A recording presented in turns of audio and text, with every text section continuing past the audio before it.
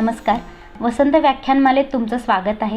प्रतिभासंपन्न आणि रसिकप्रिय कवयित्री, लेखिका, अनुवादक, गीतकार आदरणीय शांताबाई शेळके यांच्या जन्मशताब्दीनिमित्त आजचा कार्यक्रम असणार आहे. आजच्या कार्यक्रमात आदरणीय शांताबाई शेळके यांच्या साहित्यकृतींचा आणि त्यांच्या व्यक्तिमत्त्वाचा मागोवा घेतला जाणार आहे. आजचा कार्यक्रम श्रीमती ललिता उर्फ जयश्री जोशी आणि त्यांचे सहकारी सादर करणार आहेत. मी श्रीमती ललिता जोशी यांचा परिचय करून देते. श्रीमती ललिता जोशी यांचं शिक्षण MA संस्कृत आणि BEd असं झालं आहे. त्याचबरोबर ग्रंथालयशास्त्र याची पदवीही त्यांना प्राप्त झाली आहे. श्रीमती ललिता जोशी यांनी वाचन संस्कृती, शिक्षण पद्धती, ग्रंथांचे महत्त्व अशा अनेक विषयांवर बालनाटिका लिहून त्या सादर केल्यात. बालनाट्य क्षेत्रात अनेक पुरस्कारही त्यांना प्राप्त झालेत. संस्कृत या विषयाची गोडी विद्यार्थ्यांमध्ये निर्माण व्हावी म्हणून संस्कृत विषयाचे शिक्षण त्या गेली अनेक वर्ष देहू रोड आणि तळेगाव येथे देत आहेत. त्याचबरोबर स्त्री सखी मंच या संस्थेची स्थापनाही त्यांनी केली आहे. मराठी आणि संस्कृत या दोन्ही भाषांमध्ये काव्य, नाट्य आणि संगीत या क्षेत्रामध्ये त्यांनी आपला ठसा उमटवला आहे. ज्येष्ठ नागरिक संघ, वानप्रस्थाश्रम, बालिकाश्रम, उद्योगधाम अशा संस्थांमध्येही त्यांनी कार्य केले. आजचे व्याख्यान आणखी एका कारणासाठी विशेष आहे, ते म्हणजे बेळगाव येथील शिक्षक आणि मराठीसाठी झटणारे कैलासवासी वि. साठे यांच्या स्मरणार्थ आजचं व्याख्यान असणार आहे. मी श्रीमती ललिता जोशी आणि त्यांच्या सहकाऱ्यांना कार्यक्रमाची सुरुवात करण्यास विनंती करते. आजच्या कार्यक्रमाचं नाव आहे श्यामला शांतमूर्ती. संहिता लेखन श्रीमती ललिता जोशी आणि कलाकार आहेत पूर्वा करंदीकर, विराज सवाई, अनिरुद्ध जोशी, ललिता जोशी आणि प्रदीप जोशी.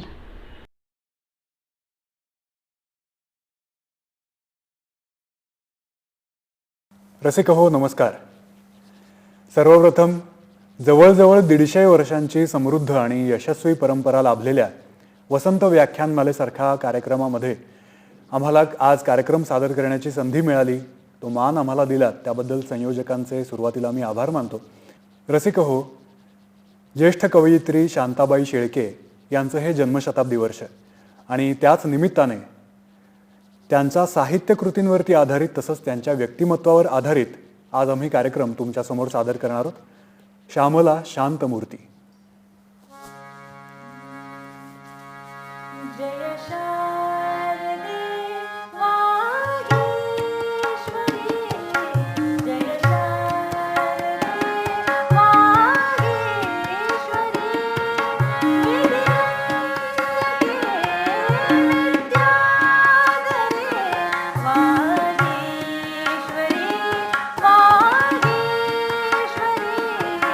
जय शारदे वागेश्वरी,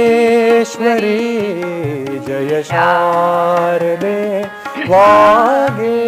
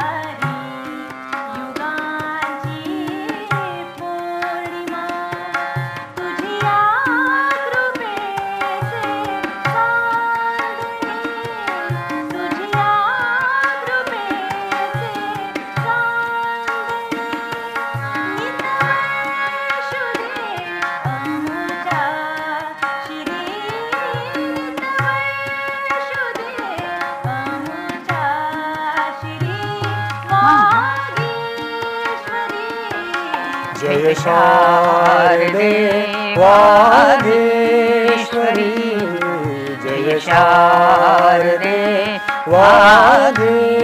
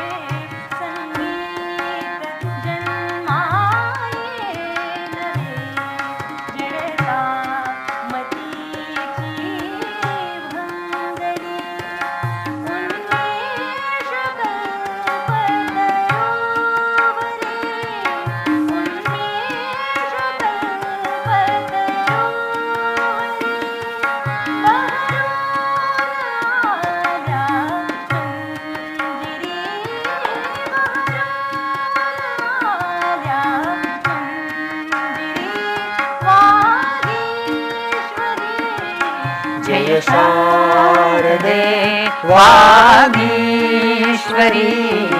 जय शारदे वागीश्वरी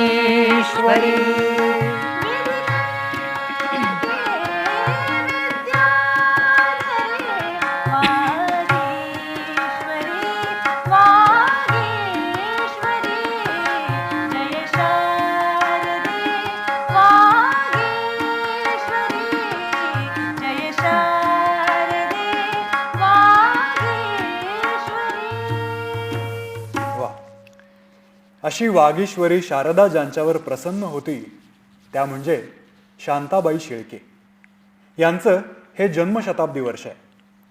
शांताबाईंची सौम्य सोज्वळ मूर्ती आणि त्यांची गाणी ही सगळ्यांनाच परिचित आहेतच. किंबहुना शांताबाई आणि गीत हे एक अजोड समीकरणच आहे. पण हे समीकरण काहीसं अपूर्ण आहे. काव्य लेखनाबरोबरच साहित्याच्या इतर अनेक प्रकारांशी त्यांचं नातं हे लेखनानं जोडलेलं आहे आणि गीतांइतकंच ते समृद्धही आहे. तसंच त्यांच्या व्यक्तिमत्वालाही अनेक पैलू आहेत आणि या दोनही पैलूंना प्रकाशित करणं हेच उद्दिष्ट डोळ्यांसमोर ठेवून या कार्यक्रमाची बांधणी आम्ही केली आहे. आणि या कार्यक्रमाच्या माध्यमातून त्यांना आदरांजली आम्ही अर्पण करत आहोत. एखाद्या शोभा दर्शकामध्ये पाहताना त्याचा कोन बदलला की लगेच वेगवेगळ्या सौंदर्य रचना आपल्याला दिसतात. तसंच शांताबाईंचं साहित्य विश्व आहे. त्यातील प्रत्येक साहित्य कृती आपापल्या वेगळेपणाने, सौंदर्याने, रमणीयतेने आणि तितकीच भावानुभूतीने भरलेली दिसते. इंद्रधनुषी सौंदर्यानं ती नटलेली आहे. लेखनामागची त्यांची भूमिका त्या अगदी स्पष्टपणाने मांडतात. गेली अनेक वर्ष मी विविध प्रकारचं लेखन करत आले. त्यातलं कवितेशी असलेलं नातं जवळचं, पण इतर लेखनातही मी अगदी उत्कटपणे रमत गेले. कधी निखळ कलानिर्मितीसाठी तर कधी व्यवसाय म्हणूनही. कधी कधी मनात येतं या दीर्घ उद्योगाची फलश्रुती काय, किती यशपदरात पडलं, शेवटी मी काय कमावलं, काय गमावलं आणि यश म्हणजे तरी नेमकं काय. माझ्या दृष्टीने या प्रश्नांना काही महत्त्वच नाही आहे. महत्त्व आहे ते माझ्या छंदाचं. आनंद आहे, कृतार्थता आहे ती त्याच्या अखंड साधनेत. खरंच शांताबाईंचं हे मनोगत म्हणजे माणसाला जगण्यासाठी मिळालेला एक संदेश आहे. ही भूमिका आपण एकदा स्वीकारली ना की प्रत्येकाचं आयुष्य किती आनंदमय होऊन जाईल, नाही का. शांताबाई असं जीवन जगल्या. त्यांच्या बहुविध वाङ्मयातून हा आनंद आपण मिळवू शकतो. कथा, कादंबरी, अनुवाद, सदरलेखन, कविता, गीतलेखन असं त्यांचं बहुविध लेखन आहे. लहानपणी आई आजीच्या तोंडून ऐकलेल्या ओव्या, कविता, स्तोत्र आणि आजोबांकडून मिळालेली पुस्तकं ही त्यांच्या वाङ्मय निर्मितीसाठी शिदोरी ठरली. आजोळ घरी गेलेलं लहानपण आणि त्यांच्या स्मृतिपटलावर खूप जास्त कोरलेलं आहे. आजोळच्या वाटेवर ओळखीचं झाड, आजोळच्या वाटेवर ओळखीचं झाड अजून मला म्हणते चल चिंचा पाड. आजोळच्या वाटेवर दाढीवाला वड, आजोळच्या वाटेवर दाढीवाला वड पारंबीला धरून म्हणतो चल चल वर चढ. आजोळच्या शेजारून वाहतो तोच ओढा, आजोळच्या शेजारून वाहतो तोच ओढा म्हणतो मला छोटेराव चला होड्या सोडा. आजोळच्या गोठ्यात तीच भुरी गाय, आजोळच्या गोठ्यात तीच भुरी गाय म्हणते जरा शिंगाखाली खाजवशील काय. आजोबांच्या खलबत्त्यातलं अजून रंगतं पान, आजोबांच्या खलबत्त्यातलं अजून रंगतं पान आजीच्या भाकरीला अजून चव छान. उगीच सारे म्हणतात, उगीच सारे म्हणतात बाळ झाला मोठा, उगीच सारे म्हणतात बाळ झाला मोठा. मला तर वाटतं मी अजूनही छोटा, मला तर वाटतं मी अजूनही छोटा. आजोळी गेलेलं लहानपणचं वर्णन तर अगदी सगळ्यांच्या बाबतीत सारखंच असावं असं मला वाटतं. वय झालं वर्ष 1 तेव्हा मी लाडाची लेक, वय झालं वर्ष 2 तेव्हा मी नव्हतेच कोण, वय झालं वर्ष 3 म्हटलं हाच फ्रॉक घालीन, वय झालं वर्ष 4 तेव्हा गंमत वाटली फार, वय झालं वर्ष 5 तेव्हा गाणी आणि नाच. वय झालं वर्ष 6, बाबा ओरडले, चूप रहा. वय झालं वर्ष 7, तेव्हा होते मार खात.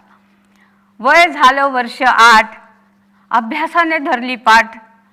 वय झालं वर्ष 9, तेव्हा म्हटलं बघून घेऊ. आणि वय झालं वर्ष 10, आता माझाच रुबाब बघा. वा. शांताबाईंच्या लेखनाची सुरुवात मात्र कॉलेज जीवनापासून झाली. SP कॉलेजमध्ये शिकत असताना कॉलेजच्या मासिकात त्यांनी पहिला लेख लिहिला. या त्यांच्या लेखाला दाद मिळाली ती प्रोफेसर श्री म माटे यांच्याकडून. कॉलेजच्या व्हरांड्यातून त्या जात होत्या. समोरून येणाऱ्या माटे सरांचा अभिप्राय अचानक त्यांच्या कानावर पडला. कॉलेजच्या मॅगझिन मधला तुझा लेख वाचला बरं का मी, छान लिहिलायस. अगदी अनपेक्षितपणे कानावर आलेला अभिप्राय आणि तोही माटे सरांकडून. शांताबाईंना अगदी अत्यानंद झाला. त्या आनंदात सरांचे आभार मानण्याचंही त्यांना सुचलं नाही. सर निघून गेले होते, पण या अभिप्रायानं त्यांच्यातली लेखिका जागी झाली होती. लेखनाचं खोलवर रुजलेलं बीज अंकुरलं होतं. या अंकुराला खत पाणी घातलं ते श्री म माटे, के.ना. वाटवे यांच्यासारख्या साहित्यिकांनी. त्याची मशागत केली संस्कृत मराठी वाङ्मयानी. त्याची वाढ होऊ लागली भोवतालच्या साहित्यिक वातावरणात. आणि BA झाल्या झाल्या त्यांच्या साहित्य वृक्षाला पहिलं फळ लागलं त्यांच्या कथासंग्रहाचं. मुक्ता आणि इतर गोष्टी हा त्यांचा पहिला कथासंग्रह प्रसिद्ध झाला. रसिक हो, त्यानंतर गुलमोहर, प्रेमिक, कावेरी, काचकमळ, सवाष्ण, अनुबंध, बासरी, सतीचा वाडा, स्पर्श आणि स्पर्श अशांसारखे कित्येक कथासंग्रह शांताबाईंचे पुढे प्रसिद्ध झाले.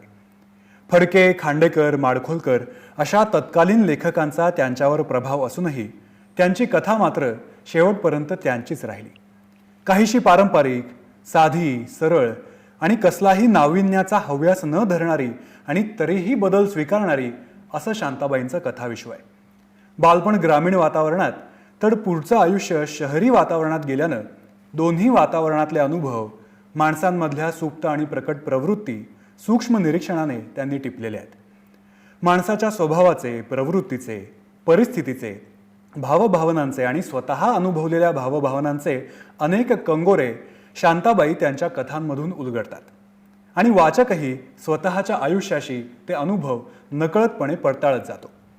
या कथांमधून विशेष करून ग्रामीण आणि मध्यमवर्गीय स्त्रीचं चित्रण त्या त्या काळातील सामाजिक परिस्थितीवर प्रकाश पाडतं.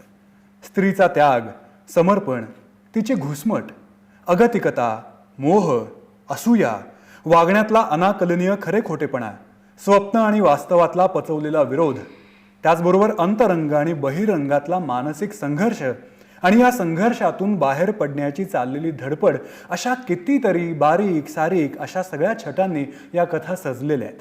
आणि तरीही त्यात भडकपणा नाही किंवा अतिरंजनही नाही. या कथा वाचल्यावर मात्र एक विचित्र अस्वस्थता मात्र जाणवत राहते. या कथांमधून शांताबाईंनी नायिकांची केलेली वर्णनं ही संस्कृत साहित्यातील वर्णनाच्या खूप जवळ जाणारी आहेत आणि त्यातूनच त्यांची सौंदर्यासक्ती कळून येते. सर्व कथांमधली व्यक्तिचित्र आणि प्रसंगचित्र चित्रशैलीने नटलेली आहेत आणि त्यामुळेच व्यक्ती आणि प्रसंग चटकन डोळ्यांसमोर उभं करण्याचं सामर्थ्य त्यांच्या लेखनात आहे. कथेप्रमाणे कादंबरीत काही शांताबाई फार रमल्या नाहीत. कोजागिरी आणि स्वप्नरंजन या 2च कादंबऱ्या त्यांनी लिहिल्या, पण त्यातले विषय मात्र काळाच्या पुढे जाणारे होते. कथांमधील भावविश्व त्यांच्या काव्यातूनही उतरले. शांताबाईंची काव्यलेखनाची सुरुवात झाली ती BAच्या पहिल्या वर्गात असताना. कविता ही त्यांची अगदी जीवाभावाची सखी आहे. त्यांची मर्मबंधातली ठेव आहे ती. कवितेला उद्देशून त्या म्हणतात, जीवन मार्गावरती क्षणभर येती जाती किती सुहृदजन. जीवन मार्गावरती क्षणभर येती जाती किती सुहृदजन. सखे आपुला युगायुगांचा स्नेहपरी राहील चिरंतन. स्नेहपरी राहील चिरंतन.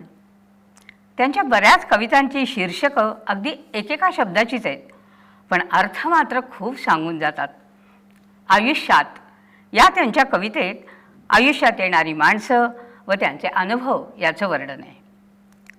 आयुष्यात उलटून बघावे लागतात चेहरे, अनेकदा इतरांचे आणि कधी आपलेही. शब्दांचा खरा आशय कळण्यासाठी अर्ध जगणं जगूनही पुरं पडत नाही.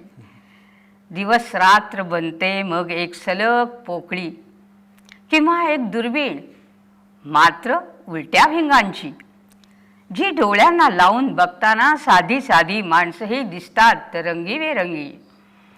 अशा वेळी खरं खोटं एकात एक मिसळताना, जीवनद्रवाने पेला भरून खालीवर हिसळताना डोळं भाजणारे रसायन असं काही चमकून जातं. तुझ्यापुरतं तेच सत्य, दुसरं काहीसुद्धा नाही, दुसरं काहीसुद्धा नाही. जीवनातलं हे सत्य अनुभवताना मुग्ध शृंगारही त्या अत्यंत संयमाने वर्णन करतात क्षणभर या कवितेतून. श्वास उष्णतव अजुनी भासती या गालांवरती, दीर्घ चुंबने अजून तुझी ती ओठांवर जळती. पुलक उभारे तुझ्या मिठीचा अजून सर्वांगी, स्मरणाने तव वीज सळसळे अजून अंतरंगी. तुझ्या विलासी नयनी हसली उच्छृंखल प्रीत, साथ तिला द्यावया गाईले मी सुंदर गीत. स्पर्शाने तव मी पण माझे विस्मृतीत विरले, आणि कमिटल्या नयनांपुढती नंदनवन फुलले. अंग प्रत्यंगातील यौवन घेतलेस लुटुनी, मिठीत तव पहुडता संपली पळामध्ये रजनी. घटकेचे मधुमील न होता निरोप घेऊन, क्षणार्धात पावलास फिरुनी तू अंतर्धान. भ्रमरासम गेलास चुंबुनी पुष्प जीविताचे, चिरविरहाच्या दीर्घनिशेचे दुःख आता जाचे. या दुःखातही परिसुखाचा लाभ मला होई, अंधारातही प्रकाश माझ्या फुलला बघ हृदयी. क्षणभर येऊनी सख्या केवढी केलीस ही क्रांती, उजळून गेल्या सकलही आता मम काजळ राती. उजळून गेल्या सकलही आता मम काजळ राती. आयुष्याच्या संधिकालातील भावनाही निरालंब या कवितेत प्रगट झाल्या आहेत. क्षितिज रेखेशी येऊन टेकलेला सूर्य, अनंत संभवांनी गजबजलेला आसमंत, एकीकडे मनात दाटणारं काही संदिग्ध, तर दुसरीकडे आतून भेडसावणारी अनामिक खंत. दिवस रात्रीच्या या धुसर संधिकालात आठवत राहतात जन्मभराची अधिक उणी. इतकं कसे शून्य, कसे एकटे आपण, मनाच्या आसपासही कसं फिरकत नाही कुणी. अवकाशाची ही अंतहीन पोकळी, तिच्यामध्ये मी संपूर्ण निरालंब निराश्रय. ना धरतीशी नातं, ना आभाळाशी जवळीक, फक्त निश्चित ठामपणे जवळजवळ येणारं भय, जवळजवळ येणारं भय. मोजके शब्द आणि आशय घनता असणाऱ्या अशा त्यांच्या अनेक कविता आहेत. गोंधळ, वर्षा, जन्मजान्हवी, कळ्यांचे दिवस, फुलांच्या राती, रेशीम रेघा, तोच चंद्रमा असे त्यांचे काव्यसंग्रह. त्यातील कविता वाचताना हे लक्षात येतं की शांताबाईंच्या काव्यविश्वात निसर्गाचं वेळ आहे, मुग्ध प्रसन्नता आहे, नर्म शृंगार आहे, श्रद्धा आहे, निरागस आत्माविष्कार आहे, भावनांचा आवेग आहे, स्त्री जीवनाचं दर्शन आहे, रूपक आहेत आणि कधीकधी प्रचंड नैराश्यही आहे. तितकं जीवनविषयक चिंतनही आहे, वस्तुनिष्ठता पण आहे.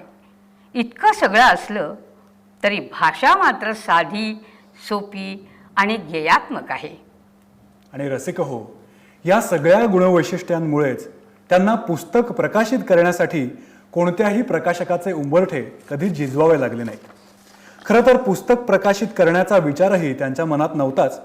पण योगायोग असा झाला की शांताबाईंच्या मासिकांमधून प्रसिद्ध झालेल्या कविता वाचून कॉन्टिनेंटल प्रकाशनाचे अनंतराव कुलकर्णी यांनी आपणहूनच हा विषय शांताबाईंजवळ काढला. एकदा शांताबाई अनंतरावांच्या दुकानात आल्या होत्या.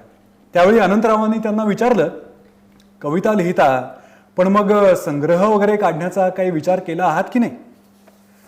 उत्तरादाखल शांताबाईंनी नकारार्थी मान हलवली. मग कुलकर्णी म्हणाले, अहो तर मग मी काढीन तुमचा कविता संग्रह. हे ऐकताच शांताबाई विस्फारित नजरेनं आनंदरावांकडे पाहतच राहिल्या. ते पुढे म्हणाले, नाही काढीन म्हणजे आता लगेच नाही, पण 2-3 वर्षात मात्र नक्की काढीन. तोपर्यंत तुम्ही कविता लिहित राहा. आणि आणखी एक सांगतो, मधल्या काळात जर का दुसऱ्या एखाद्या प्रकाशकानं तुमचा कविता संग्रह घेण्याची तयारी दाखवली तर तुम्ही त्याला खुशाल देऊ शकता. मला शब्द दिलाय याचं कोणतंही बंधन तुमच्यावर असणार नाही. आता एवढं सगळं ऐकल्यावर शांताबाईंना उत्तरादाखल 2 शब्द सुचले आणि त्या म्हणाल्या, माझा संग्रह तुमच्या व्यतिरिक्त मी कुणालाही देणार नाही. बर, आणि मग हक्काचं तुम्ही काय करणार आहात? हो, हक्क विक्क काय ते तुमच्याकडेच ठेवा. हो, मला त्यातलं काही नको. अहो शांताबाई, तुम्ही नव्याने लिहू लागला आहात, पण माझा एक सल्ला कायम ध्यानात ठेवा. पुस्तकाचे हक्क कधीही प्रकाशकाकडे देऊ नका, ते स्वतःकडे ठेवा. इतका स्वच्छ मनाने सल्ला देणारे प्रकाशक आता विरळाच म्हणावे लागतील नाही का? आणि कॉन्टिनेंटलने त्यांचा पहिला काव्यसंग्रह वर्षा प्रसिद्ध केला. भावभावनांचे सूक्ष्म सादरीकरण कवितेतून करणाऱ्या शांताबाई बालकवितांच्या मध्ये सुद्धा किती बालभावनेने रंगून जातात. हे एक आश्चर्य नाहीये, तर ते प्रतिभेचं देणं आहे. नर्म विनोद, कल्पनाविलास, बालमुखातील भाषा, प्राणी जगताशी मैत्री, हे बालसुलभ भाव, त्यांच्या झोपेचा गाव या कविता संग्रहात आपल्याला वाचायला मिळतात. त्यातली ही भीती ही कविता ऐकूया. परवा एका हत्तीशी केली बातचीत, तेव्हापासून नाक वाढलं 1.5 वीत. एका चित्त्याबरोबर नुसता घेतला चहा, अंगावरती माझ्या ठिपके उठले 10. आईकडे बसायला आल्या मुंगीबाई, तेव्हापासून साखरेशिवाय जेवण काही जात नाही. क्या बात. एका जिराफाने मला दुरून हॅलो केलं. हॅलो. मान झाली लांब, डोकं गेलं आभाळात.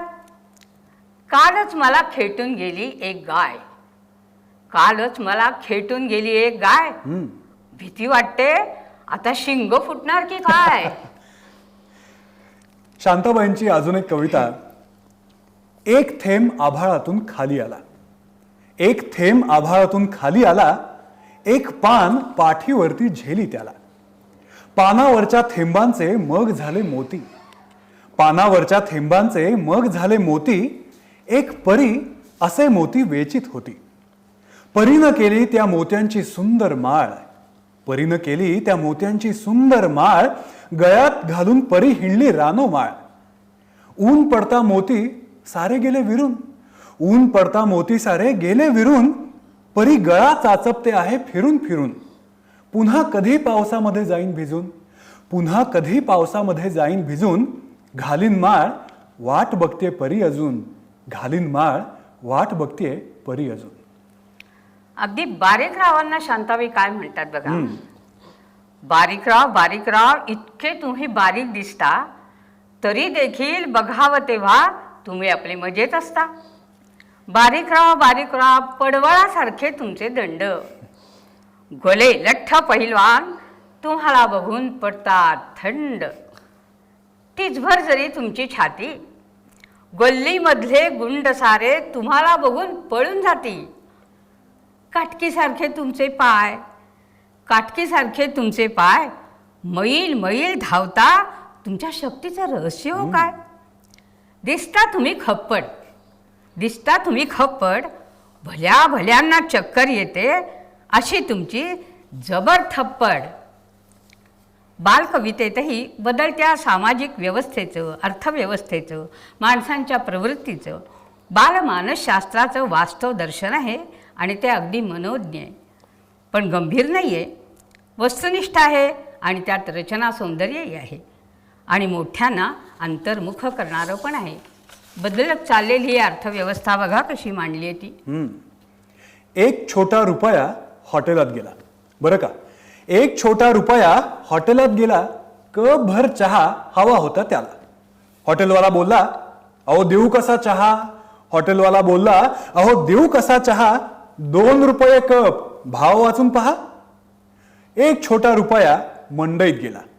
एक छोटा रुपया मंडईत गेला. भाजीसाठी मिरच्या हव्या होत्या त्याला. भाजीवाली बोलली, अहो कुठून देऊ मिरच्या? भाजीवाली बोलली, अहो कुठून देऊ मिरच्या? तुला काय वाटलं आहेत तुझ्या घरच्या? मग एक छोटा रुपया वाण्याकडे गेला. एक छोटा रुपया गेला वाण्याकडे. धान्यासाठी त्याने पिशवी केली पुढे. डाळ दाणे 5, तांदूळ दाणे 6. डाळ दाणे 5, तांदूळ दाणे 6. वाणी बोलला, एवढं धान्य पुरेल का पा? मग एक छोटा रुपया सिनेमाला गेला. एक छोटा रुपया सिनेमाला गेला. तुफान मेल सिनेमा पाहायचा होता त्याला. तिकीट मास्तर बोलला, अहो देऊ कसं तिकीट? तिकीट मास्तर बोलला, अहो देऊ कसं तिकीट? तुमचं तर बुवा फारच छोटं आहे पाकिट. एक छोटा रुपया हिरमुसला असा. एक छोटा रुपया हिरमुसला असा. धावत येऊन पुन्हा त्याने गाठला आपला खिसा. धावत येऊन पुन्हा त्याने गाठला आपला खिसा. एका छोट्या मुलाचं हे भाव विश्व बघूयात. 15व्या मजल्यावरती आहे आमचं घर. 15व्या मजल्यावरती आहे आमचं घर. लिफ्टमधून सुळकन आम्ही जातो खालीवर. खूप मोठी गच्ची, वारं येतं बहारदार. वा. दूर दूर चमचम करतो समुद्र निळाशार. गच्चीवरून खोल खाली दिसते झोपडपट्टी. कधी तिथून हाक येते, कधी वाजते शिट्टी. नागडी उघडी मुलं तिथली, काळा काळा रंग. सदान कदा काहीतरी करण्यात असतात दंग. मुलं तिथली म्हणतात मला, भित्री भागूबाई, पिंजऱ्यामधला पोपट नुसता येतं का तुला काही? आई म्हणते, राजू बाळा बघू नकोस तिकडं, खाणेरडी ती पोरं मेली, वळण त्यांचं वाकडं. शैलू, शावक, जेनी, दीप, दीना तुझे मित्र, त्यांच्याबरोबर खेळ, नाहीतर काढत बस चित्र. नेहमी तेच ते दोस्त, त्यांचं तेच तेच खेळ. कंटाळाच येतो, जाता जात नाही वेळ. काय झालं मीच कधी खाली गेलो तर? काय झालं मीच कधी खाली गेलो तर? काय झालं खालची मुलं वरती आली तर? काय झालं खालची मुलं वरती आली तर? वाकून वाकून बघतो खाली, मलाच येतं रडू. वाकून वाकून बघतो खाली, मला येतं रडू. थंडगार गोड आईस्क्रीम, उगीच लागतं कडू, उगीच लागतं कडू. बालकवितांच्या मध्ये सुद्धा त्यांची निसर्गाची साथ सुटली नाही. मला अगदी स्पष्ट आठवते आमच्या 3री-4थीच्या पुस्तकातली पाऊस ही कविता. ती मला अजूनही स्वच्छ आठवते. आता हा शांताबाईंच्या प्रतिभाविष्काराचा प्रभाव आहे. तेव्हा त्या वयात त्यातलं सौंदर्य काही कळलं नाही, पण आता ते नक्कीच चांगलंच कळतंय. पावसाच्या धारा येती झरझरा ही ती कविता. श्रोते हो, तुम्हालाही ती आठवत असेल, आमच्याबरोबर म्हणलं तरी काही हरकत नाही. पावसाच्या धारा येती झरझरा, झापळले नभ सोसाट्याचा वारा. रस्त्याने ओहळ जाती खळखळ, जाग जागी खाचांमध्ये तुडुंबले जळ. ढगावर वीज झळके सतेज, नर्तकीच आली गमेले उनिया साज. झोंबे अंगावारे काय थर थरे, घरट्यात घुसूनिया बसली पाखरे. हर्षलासे फार नाचे वनी मोर, पानातून हळू पाहे डोकावून खार.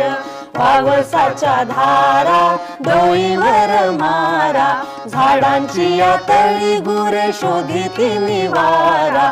पावसात न्हाली धरणी हसली, वरुणाच्या कृपा वर्षावाने संतोषली.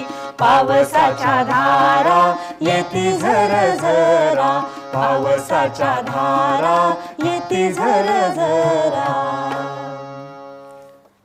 पावसाने धरित्री शांत होते, तर वसंत ऋतू गगनाला सुगंधित करतो. फुललेले पळस, मोहरलेले आम्रवृक्ष आणि अंकुर फुटलेल्या वेली असं वसंत ऋतूचं मोहक वर्णन करणारी ही कविता आता गाणंच होऊन झाली आहे. गगना गंध आला, मधुमास धुंद झाला.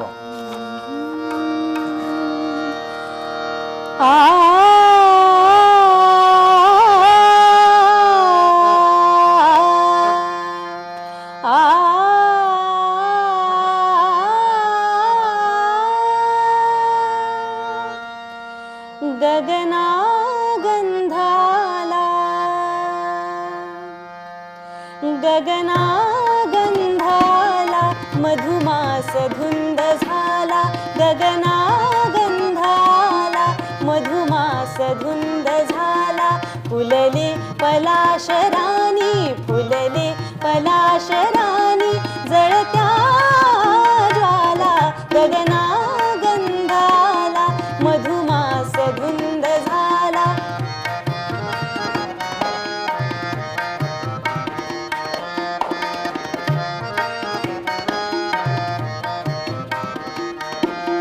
आले वनावनात सहकार मोहरून, आले वनावनात सहकार मोहरून.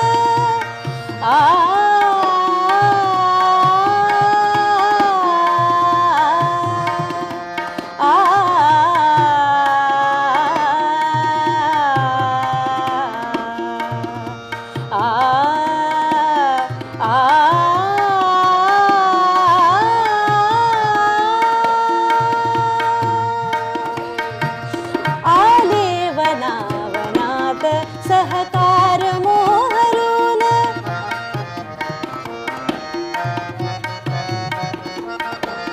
भ्रमरास मंजिरीची, भ्रमरास मंजिरीची, चाहुलये दुरून, चाहुलये दुरून, चाहुलये दुरून.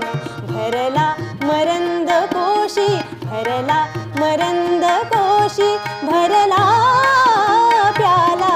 गगना गंधाला, मधुमास धुंद झाला.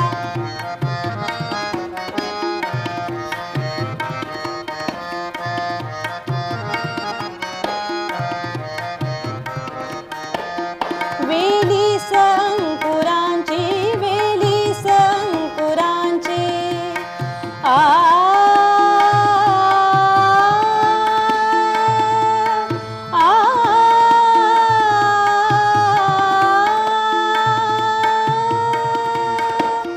वेलीस अंकुरांची, वेलीस अंकुरांची, वलये किती सुरेख. वेलीस अंकुरांची, वलये किती सुरेख. लिहितात अंगुलीनी, लिहितात अंगुलीनी, वाऱ्यास प्रेमलेख. लिहितात अंगुलीनी, वाऱ्यास प्रेमलेख, वाऱ्यास प्रेमलेख, वाऱ्यास प्रेमलेख. संदेश प्रेमिकांना, संदेश प्रेमिकांना, दुरुनी आला. गगना गंधाला, मधुमास धुंद झाला. फुलले पलाशराणी, फुलले पलाशराणी, जळत्या ज्वाला. गगना गंधाला, मधुमास धुंद झाला. मधुमास धुंद झाला, मधुमास धुंद झाला. कवितेतली आणि गाण्यातली लय शांताबाईंनी ललित लेखनातही सोडली नाही. शांताबाईंच्या ललित लेखनालाही एक लय आहे, कवितेसारखाच आशय आहे. साधी सरळ भाषा असूनही आकर्षकता आहे आणि मुख्य म्हणजे सर्वसामान्य जीवनातील अनुभवांशी ते लेखन बांधलं गेले. त्यांचं हे ललित लेखन वर्तमानपत्र, मासिकं यांच्यामधून सदर लेखन या प्रकारात लिहिलं गेलं. सदर लेखन हा प्रकारही त्यांच्याकडे अगदी सहज चालत आला. श्रीम माटे यांनी प्र के अत्रे यांच्याकडे त्यांच्या लेखनाची शिफारस केली आणि अत्र्यांनी ती मानली. नवयुगमध्ये शांताबाईंची अत्र्यांनी नेमणूक केली आणि केवळ अर्थप्राप्तीचं साधन म्हणून त्यांनी ते काम स्वीकारलं आणि इथेच सदर लेखनाचा त्यांचा श्री गणेशा झाला. आणि तोही आत्र्यांच्या मार्गदर्शनानं. त्यांच्या लिखाणाची भाषा सरळ, साधी, सोपी झाली. या लेखनानं त्यानं बरेच फायदे मिळवून दिले. नियमित वेळात काम पूर्ण करण्याच्या बंधनामुळं लेखनीला शिस्त आली. वाचकांच्या आवडीमुळे आत्मविश्वास वाढला. चित्रलेखा हे नाव त्यांनी सदर लेखनासाठी वापरलं होतं. धर्मभास्कर या मासिकासाठी तुमच्या माझ्या जगात या शीर्षकानं हे लेखन सुरू झालं. नंतर अनेक संपादकांच्याकडून सदर लेखनासाठी त्यांना मागणी आली. केसरीमध्ये पाण्यावरल्या रेघा, राजधानी मासिकात कवडसे, मनोहर साप्ताहिकात आकाश पाळणा, ललित मासिकात एकपानी आणि महाराष्ट्र टाइम्समध्ये जाणता अजाणता अशा विविध शीर्षकातून त्यांचं प्रतिभासंपन्न लेखन वाचकांच्या पसंतीस उतरलं. आणि या लेखनासाठी कधी त्यांना टाचणं काढावी लागली नाहीत किंवा कधी विषय शोधावेही लागले नाहीत. तुम्हाला विषय सुचतात कसे या प्रश्नाला त्या उत्तर देतात. ललित लेखन करताना स्वतःतील काही सुप्त शक्तींचा साक्षात्कार होतो. स्वतःच्याही नकळत आपण काय काय बघत असतो, ऐकत असतो, अनुभवत असतो, त्यांचे खोलवर संस्कार आपल्यावर होत असतात. त्याच्यातूनच शब्दाविष्कार होतो. डोळे उघडे ठेवून वावरणाऱ्याला विषयांचा तोटा पडत नाही.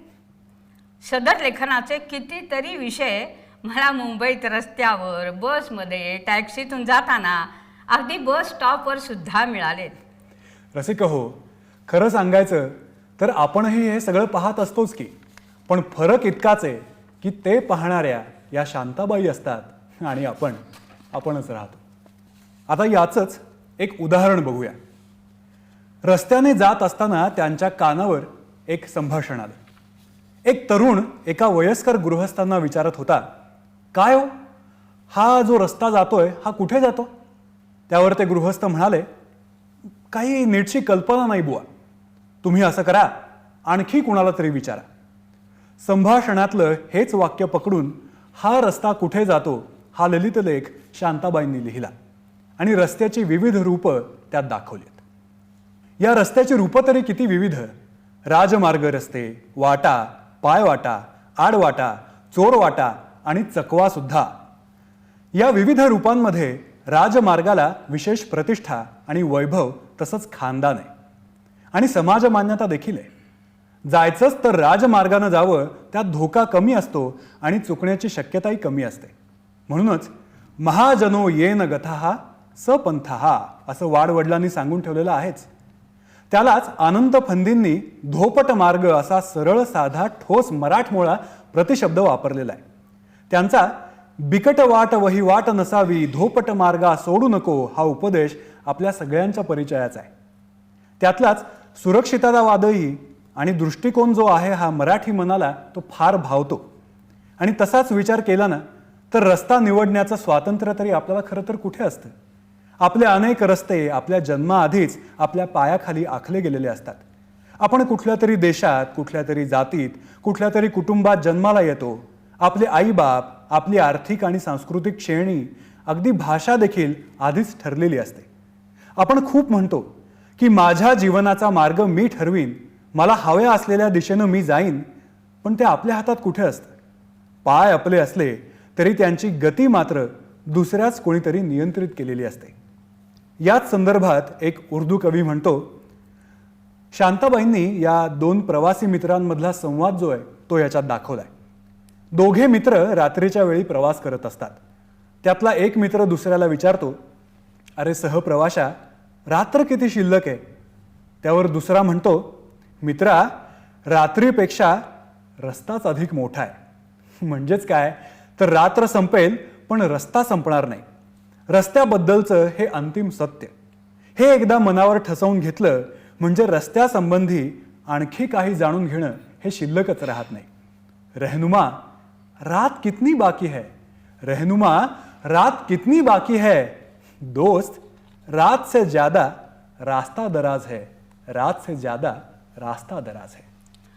याशिवाय माणसांमधील गुंतागुंतींचे नातेसंबंध, वागण्यातील सुसंगती आणि विसंगती, माणसाचं अपार एकाकीपण, निसर्ग, बालवयातील आठवणी, सर्व प्रकारचे भले बुरे भव्य क्षुद्र वाचन ही भरभक्कम शिदोरी त्यांच्यापाशी होती. आणि जोडीला उपजत प्रतिभात या प्रकारच्या लेखनाला त्यांनी कधीच कमी प्रतीचं मानलं नाही. उलट त्या म्हणतात, वाहत्या पाण्यात अंग झोकून पाण्यावर तरंगताना पोहणाऱ्याला जो आनंद मिळतो तोच आनंद या मुक्त लेखनाने मला दिला. निर्मितीचा आनंद, आत्माविष्काराने लाभणारी तृप्ती हे या लेखनाचं खरं पारितोषिक आहे. सदर लेखन करता करतात आणि नवयुगमध्ये काम करतानाच अनुवाद लेखनाचं दालनही त्यांच्यापुढे सहज उघडलं गेलं. त्याचं काय झालं, एकदा जवाहरलाल नेहरूंचं इंग्रजीमधलं आत्मचरित्र त्यांच्या वाचनात आलं. त्यातला नेहरूंच्या पत्नी कमला यांच्या निधनाचा प्रसंग त्यांना फारच भावला. तो आवडल्याचं त्यांनी आत्र्यांना सांगितलं. यावर आत्रे म्हणाले, अहो मग करून टाका अनुवाद, आपण छापून टाकू नवयुगमध्ये. शांताबाईंनी मनावर घेऊन तो पहिला अनुवाद केला आणि मग अनुवादाकडे त्यांचं लेखन वेगानं चालू झालं. आवडलेल्या इंग्रजी कादंबऱ्या, इंग्रजी चित्रपट, संस्कृत काव्य, जपानी हायकू, चिनी प्रेमकविता, डोगरा लोकगीतं या सर्वांच्या उत्कृष्ट मराठी अनुवादांनी त्यांच्या वाङ्मयात अगदी मोलाची भर टाकली. या अनुवादांचं वैशिष्ट्य असं की ते भाषांतर न वाटता मूळ साहित्य कृती वाटावी इतके ते अप्रतिम आहेत. कारण ते नुसते शब्दाला शब्द ठेवून केलेले अनुवाद नाहीत ना. अनुवाद करताना प्रत्येक भाषेचा लहेजा, धाटणी, आशय, त्यांची वैशिष्ट्य लक्षात घेऊनच अनुवाद करावा लागतो. भाषेचं सौंदर्य, भाषेचा भाव हरवून चालत नाही. त्यासाठी दोन्हीही भाषांवर प्रभुत्व लागतं आणि हे प्रभुत्व शांताबाईंच्याकडे होतं. त्यामुळे ही पण साहित्य सेवा त्यांच्या हातून घडली आणि चौघीजणी या त्यांच्या अनुवादित कादंबरीच्या अनेक आवृत्त्या निघाल्या. अनेक भाषांवर त्यांचं प्रभुत्व अफाट वाचनामुळे त्यांनी ते मिळवलं होतं. अफाट वाचनाबरोबर त्यांची स्मरणशक्तीसुद्धा अफाट होती. पाठांतर तर अगदी अचाट. बोलता बोलता अगदी संस्कृत, मराठी, इंग्रजी काव्य, ओव्या, म्हणी यांचे अस्खलित संदर्भ त्या देत असत. असा अनेक जणांनी उल्लेख केला आहे. गप्पा मारणं हा तर त्यांचा अगदी आवडीचा विषय. प्रसिद्ध चित्रकार चंद्रमोहन कुलकर्णी यांनी त्यांच्या बिटवीन द लाईन्स या पुस्तकात शांताबाईंच्या विषयी जे लिहिलं आहे ना ते अगदी श्रवणीय आहे. ते म्हणतात, शांताबाई कुठल्याही विषयावर कुठेही कधीही आणि कितीही बोलू शकत. फक्त बोलत राहत, अगदी घसा सुकेपर्यंत, कधी कधी दमछाक होईपर्यंत सुद्धा. साहित्य हा त्यांच्या जिव्हाळ्याचा विषय, पण त्याचबरोबर चित्रकला, शिल्पकला, भरतकाम, विणकाम, मालिका, साधं फाउंटन पेन, बॉल पेन, मित्रमैत्रिणी, कवी, लेखक, पेंटिंग्ज, मांजर, खुर्च्या, रुबाया, बालगीतं, हायकू, ह्रस्वदीर्घ व्याकरण, लावण्या, भक्तिगीतं, साड्या, शालू, नारळाची बर्फी, गाईचे डोळे, मुलींचे बॉयकट, ब्रिटिश माणसं, डिस्को, दांडिया, गाथा सप्तशती, ज्ञानेश्वर, तुकाराम, पॉप्युलर माऊस प्रकाशन, AR रहमान, गाथा सप्तशती, मीना कुमारी, मधुबाला, मर्सिडीज, अगदी कशाही विषयी कधीही भरभरून बोलत राहत, फक्त बोलत राहत. श्रोते हो, सांगा कुठला राहिलाय का विषय? अहो ऐकून सुद्धा दमछाक झाली की नाही? इतक्या भौतिक विषयांवर भर भरून बोलणाऱ्या शांताबाईंची अज्ञात शक्तीवर देखील श्रद्धा होती आणि निसर्गात देवत्व पाहण्याची त्यांच्याकडे दृष्टी होती.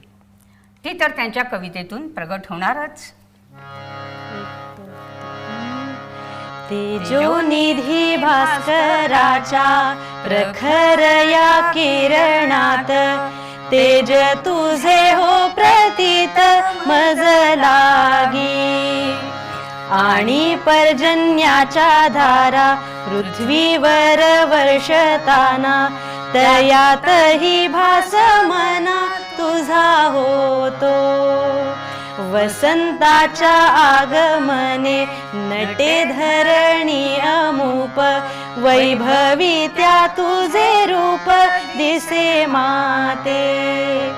सुमनांच्या सुगंधात संगीताच्या या सुस्वरी राहे तुझीच माधुरी वरुनिया. भव्य सागर पाहता होतो विस्मित हा जीव त्यात तुझेच अस्तित्व जाणवते. आणि माझ्या अंतरात बघते मी डोकावून, मूर्ती तेथेही सगुण शोभे तुझी. असा आतनी बाहेर होता तुझा साक्षात्कार, प्रभो माझ्या मना धीर कान यावा. वा. रसिक हो, साहित्य निर्मितीबरोबरच चित्रनिर्मिती ही शांताबाईंच्या हातात होती. चित्रकलेची ही देणगी त्यांना आईकडूनच मिळाली. अक्षरं गिरवता गिरवता आईनं चित्रकलेचा पहिला धडाही शांताबाईंना दिला. आईनं एक परकर पोलक्यातलं छोट्या मुलीचं चित्र काढून त्यांना दिलं आणि त्यासारखंच हुबेहूब चित्र त्यांना काढायला सांगितलं. आणि अक्षरं गिरवण्याच्या त्या वयातही ते त्यांना जमलं. शांताबाईंची जात्याच कलावंताची जातकुळी होती. आईनं आणि मावशीनं दारापुढे काढलेल्या रांगोळीचं कलात्मक वर्णन शांताबाईंनी खूप सुंदर केलंय. बोटांच्या चिमटीतून अलगद सुटल्यासारखे वाटणारे, एका हारीनं उमटत जाणारे रांगोळीचे पांढरे शुभ्र ठळक ठिपके शेणाचा सड्या शिंपलेल्या न्याहार जमिनीवर उठून दिसत. ते ठिपके बघणं हा सुंदर मन उमलवणारा आनंद होता. ठिपक्यांना जोडणाऱ्या उभ्या, आडव्या, तिरप्या जाणाऱ्या, छेद देणाऱ्या, लवचिकपणे मध्येच मुरडून मागे वळणाऱ्या आणि एकमेकींमध्ये गुंतणाऱ्या रेषांचा एक भूलभुलैयाच माझ्यासमोर निर्माण होई. रेषेचं भान मला आईनं काढलेल्या चित्रांमधून आणि रांगोळ्यांमधून आलं. तेव्हापासून रेषेचं जे आकर्षण मला वाटू लागलं ते आज तागायत कायम टिकून राहिलेलं आहे. रेषांचं लाघव माझ्या मनाला कायम भुरळ घालतं. शांताबाईंनी स्वतः काढलेलं एका स्त्रीचं रेखाचित्र कृष्णदेव मुळगुंद यांना दिलं होतं आणि कृष्णदेव मुळगुंद यांनी ते 58 वर्ष जपून ठेवलं होतं. ते चित्र त्यांनी कुठे काढलं होतं माहिती आहे? तो एक किस्साच आहे. कृष्णदेव मुळगुंद यांनी त्यांना नाटकासाठी काही गाणी लिहून मागितली होती. ती गाणी घेऊन शांताबाई संगीत दिग्दर्शकाची वाट बघत बसल्या होत्या. अगदी बसल्या बसल्या तिथेच पडलेल्या एका कागदावर एका स्त्रीचं सुंदर रेखाचित्र त्यांनी काढलं आणि तिथल्या तिथे ते मुळगुंदांना देऊन टाकलं. अगदी प्राध्यापक म्हणून काम करताना सुद्धा स्टाफ रूममध्ये टेबलावर खडून त्या चित्र रेखाटत असत. साहित्यसृष्टीत त्या रमल्याचं पाहून चित्रकलेने बहुतेक त्यांचा नाद सोडला असावा. तरी मनात ठसलेली चित्रकला ललित लेखनातून उत्स्फूर्त बाहेर आलीच. आणि तो ललित लेख म्हणजे 3 चित्रकार 3 दर्शने. 3 चित्रकार 3 दर्शने. मध्यंतरी 3 थोर चित्रकारांसंबंधी काही गोष्टी माझ्या वाचनात आल्या. ते चित्रकार चित्रकलेच्या संदर्भात स्वतःच्या बोलतायत, पण त्यांच्या त्या बोलण्यातून मतांमधून आपल्याला एकूण कला निर्मितीच्या प्रक्रियेबद्दलही बरंच काही कळतं. साल्वादोर दाली या विख्यात अतिवास्तववादी चित्रकाराची ही कथा आहे. दाली आपल्या चित्रांप्रमाणेच आपल्या विक्षिप्त वागण्या बोलण्यासाठीही प्रसिद्ध होता. एके ठिकाणी दालीच्या चित्रांचं प्रदर्शन भरलं होतं. प्रेक्षकांमध्ये एक फॅशनेबल श्रीमंत बाई होती.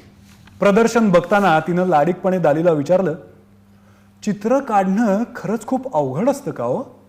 छे छे, दाली हसून म्हणाला, मुळीच नाही. म्हणजे असं, दाली म्हणाला, अहो चित्र काढणं एकतर अगदी सोपं असतं, नाहीतर काय? बाईनं अगदी उत्सुकतेनं विचारलं. नाहीतर मग ते अगदी अशक्यच असतं, दालीनं शांतपणे उत्तर दिलं. पाब्लो पिकासो हा एक असाच दुसरा श्रेष्ठ चित्रकार. पिकासोकडे एकदा एक चित्रकला समीक्षक आला होता. दोघेजण पिकासोच्या दिवाणखान्यात बोलत बसले होते.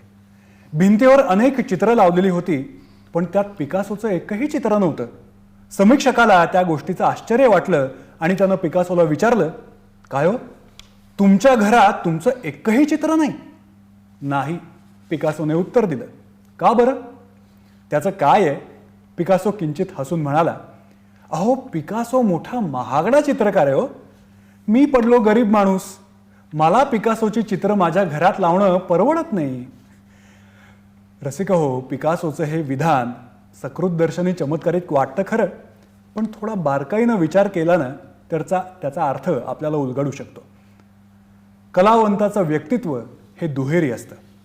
एकीकडे तो नवनिर्मिती करणारा आणि पुढल्या अनेक पिढ्यांची नातं जोडणारा एक श्रेष्ठ कलावंत असतो, तर दुसरीकडे तो आपल्या काळाशी बांधलेला आणि प्रापंचिक चिंतांनी गांजलेला एक सामान्य व्यवहारी माणूसही असतो. पिकासो हा थोर कलावंत खरा, पण त्याचबरोबर तो संसारी माणूसही होता. कलावंत पिकासोच्या कलाकृती या सामान्य संसारी पिकासोला परवडत नाहीत, कारण त्या चित्रांनी भिंती सजवण्यापेक्षा ती चित्र विकून मिळणारा पैसा त्याला अधिक उपयुक्त आणि म्हणूनच अधिक महत्वाचा आहे. एकदा आपल्या चित्रकलेच्या संदर्भात बोलताना पिकासोनं म्हटलंय, इतकी वर्ष मी चित्र काढतोय, इतकी रेखाटनं करतोय, पण अजूनही ही हट्टी आणि दुरासाध्य कला मला अजूनही साध्य झालेली नाही. एखादं लहान मूल कागदावर वेड्या वाकड्या रेघोट्या ओढतं, त्याच्या रेखाटनात जी सहजता, सौंदर्य आणि जोम असतो त्यातलं मला काही जमत नाही. आणि त्याचं कारण ठाऊक आहे का तुम्हाला? प्रत्येक मूल हे जन्मजात प्रतिभावंत असतं. जसं जसं वय वाढत जातं तसतशी त्याची प्रतिभा ओसरत जाते, आणि जी हाताच्या बोटावर मोजण्या इतकी मुलं आपली प्रतिभा जन्मभर टिकवतात त्यांच्यामधूनच जगांमधले श्रेष्ठ कलावंत निर्माण होतात. केशवसुतांनी नाही का, प्रौढत्वी निज शैशवास जपणे बाणा कवीचा असे उद्गार काढलेत ते याच संदर्भात. तिसरी कथा आहे ती होकुसाईची. जपानमध्ये 19व्या शतकात होकुसाई हा एक प्रतिभाशाली कलावंत होऊन गेला. होकुसाई काय म्हणतो, वयाच्या 6व्या वर्षापासून वस्तूंचे आकार रेखांकित करण्याचा मला नाद लागला. वयाच्या 50व्या वर्षापर्यंत माझी अनेक चित्र प्रसिद्ध झाली, पण 70 पर्यंतचं माझं एकही चित्र मला खऱ्या अर्थाने कलादृष्ट्या विचारात घेण्याजोगं वाटत नाही. साधारण 73व्या वर्षी मला पाखरं, पशु, मासे, वेली, वृक्ष आणि निसर्गातल्या अनेक गोष्टी यांच्या आकारांचा थोडासा अंदाज आला. आता माझं वय आहे 75.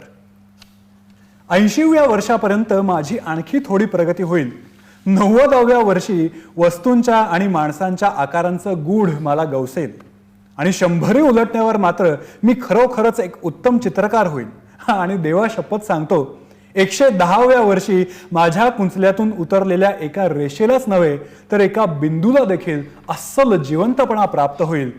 माझ्या चाहत्यांनी आणि रसिकांनी तितकी वर्ष जगावं, आणि माझा हा आत्मविश्वास खरा ठरतो की नाही त्याचा त्यांनी स्वतःच अनुभव घ्यावा. लिहिणार होकुसाई, एक चित्रवेडा कलावंत. ललित लेखनातून चित्रकला उमटली तशी गीतातून चित्रशैली उमटली, आणि म्हणूनच त्यांचं प्रत्येक गीत हे चित्रशैलीनं नटलेलं आहे. ऐकता ऐकता अगदी डोळ्यासमोर दृश्य उभं करण्याचं सामर्थ्य त्यात आहे. ही वाट दूर जाते या गीतातून तो अनुभव आपण घेऊया. ही वाट दूर जाते, ही वाट दूर जाते, स्वप्नामधील गावा माझ्या मनातला का, तेथे असेल रावा, ही वाट दूर जाते.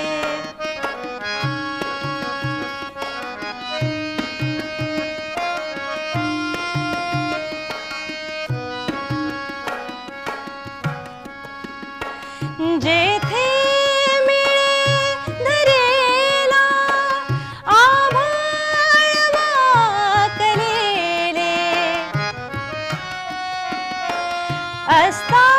अस्ताचलास जेथे रविबिंब टेकलेले, जेथे खुळ्या ढगांनी, जेथे खुळ्या ढगांनी रंगीन साजल्या वा माझ्या मनातला का, तेथे असेल रावा, ही वाट दूर जाते.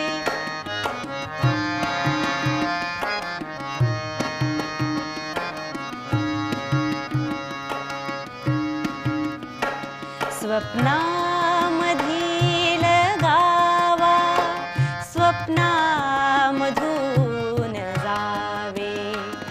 स्वप्नातल्या प्रियाला मनमुक्त गीत गावे, स्वप्नातल्या सुखाचा स्वप्नीच वेध घ्यावा, माझ्या मनातला का तेथे असेल रावा, ही वाट दूर जाते स्वप्नामध्ये लगावा, माझ्या मनातला का तेथे असेल रावा, ही वाट दूर जाते. शांताबाईंच्या व्यक्तिमत्वाचा अजून एक पैलू म्हणजे त्या विद्यार्थी प्रिय शिक्षिका होत्या. त्यांनी 4 कॉलेजात नावलौकिक मिळवला. पहिलं नागपूरचं हिस्लॉप कॉलेज, दुसरं सिद्धार्थ कॉलेज ऑफ कॉमर्स, तिसरं रुईया कॉलेज आणि चौथं महर्षी दयानंद कॉलेज. प्रचंड व्यासंग, सोज्वळ व्यक्तिमत्व, अस्खलित वक्तृत्व आणि विषयावर प्रभुत्व यामुळे अनेक विद्यार्थी स्वतःचा विषय नसताना देखील त्यांच्या तासाला येऊन बसायचे. त्यांची रसाळ व ओघवती वाणी विद्यार्थ्यांना आकर्षित करायची. त्यांच्या नावलौकिकाला ही दाद होती. प्रसिद्ध लेखक प्रवीण दवणे तर त्यांचं बेडेकर कॉलेज सोडून दयानंद कॉलेजमध्ये त्यांच्या तासाला येऊन बसायचे.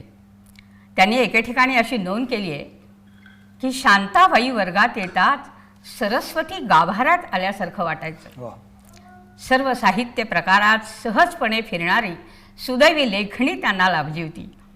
विद्यार्थ्यांनी त्यांच्या साहित्यावर PhD करावी अशी त्यांची योग्यता होती. खरंच. आणि त्याचबरोबर सेन्सॉर बोर्ड, चित्रपट परीक्षण मंडळ, शासनाचं पुस्तक परीक्षण मंडळ इथं देखील परीक्षणासाठी त्यांची नेमणूक केली गेली होती अध्यक्षा म्हणून. राम शेवाळकर त्यांच्याबरोबर काम करायचे. ते शांताबाईंविषयी म्हणतात, शांताबाईंना आपली वेगळी मतं असत. ती मनापासून मांडण्याची त्यांची तयारीही असे. पण त्या मतांसाठी अटीतटीनं वाद घालण्याचा त्यांचा स्वभाव नव्हता. त्यांचा आवाज कधी चढत नसे. आपलं म्हणणं शांतपणे पटवून द्यायचं कसब शांताबाईंच्या ठायी होतं. त्या कधी चिडायच्या नाहीत. त्यांचा कधी तोल जायचा नाही. अगदी वादाच्या प्रसंगी देखील शांताच्या कधी दुर्गा झाल्या नाहीत.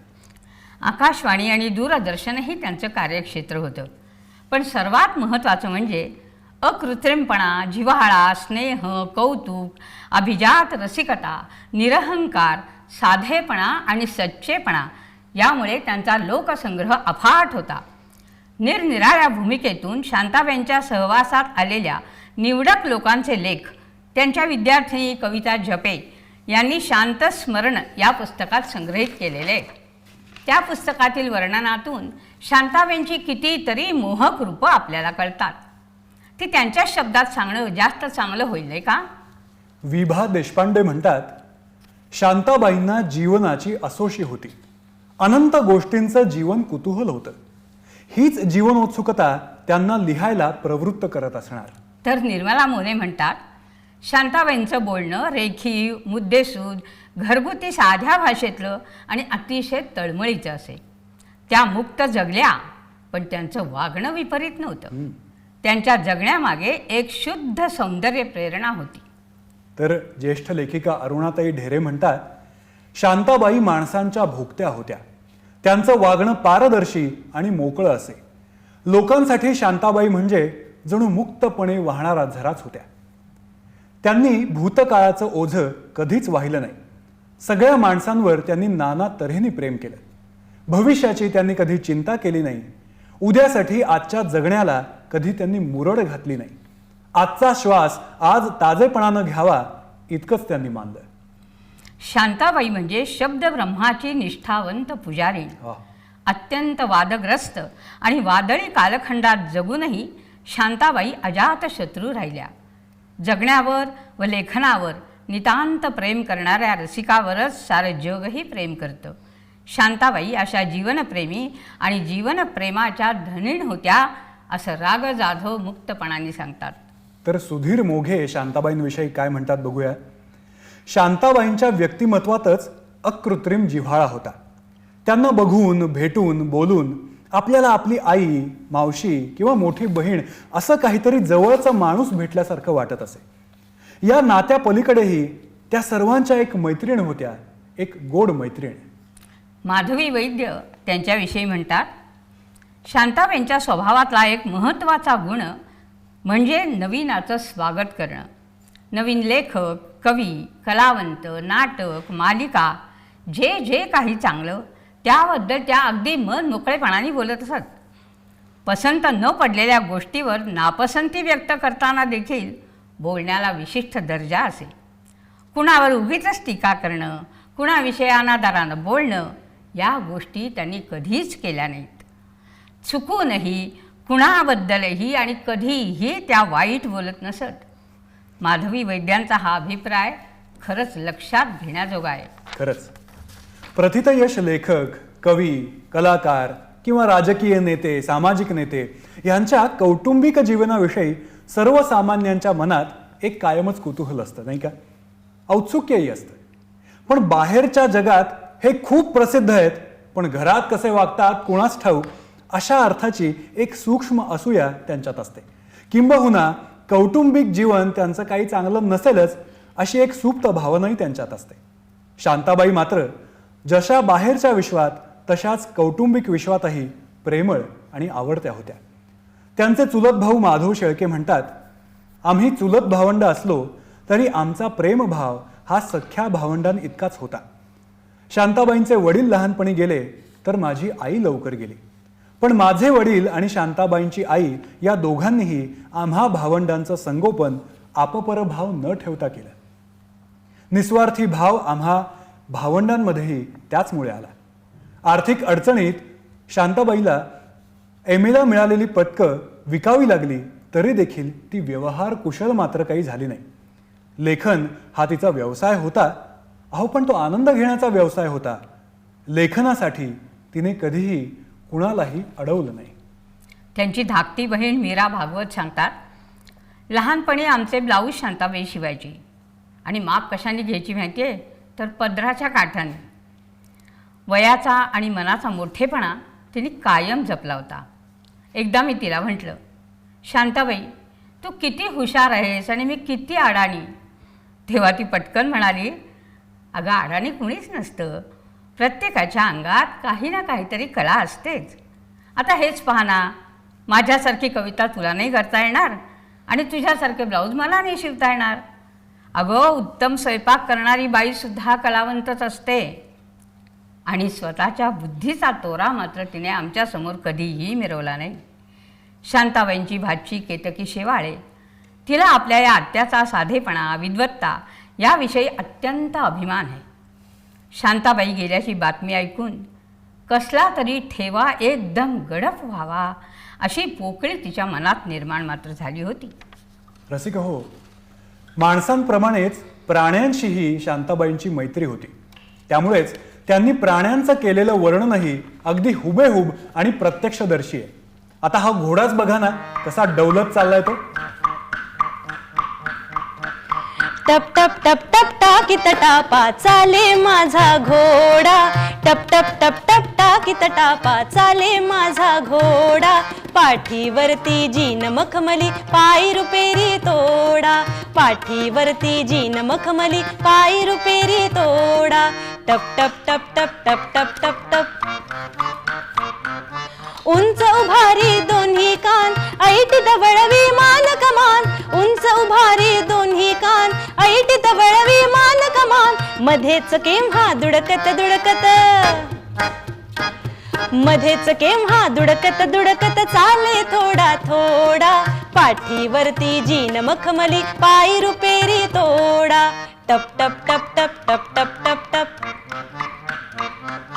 घोडा माझा फार हुशार पाठीवर मी होता स्वार. घोडा माझा फार हुशार पाठीवर मी होता स्वार. नुसता त्याला पुरे इशारा, नुसता त्याला पुरे इशारा. कशास चाबुक ओढा. पाठीवरती जीन मखमली पायी रुपेरी तोडा. टप टप टप टप टप टप टप टप. सात अरण्ये समुद्र सा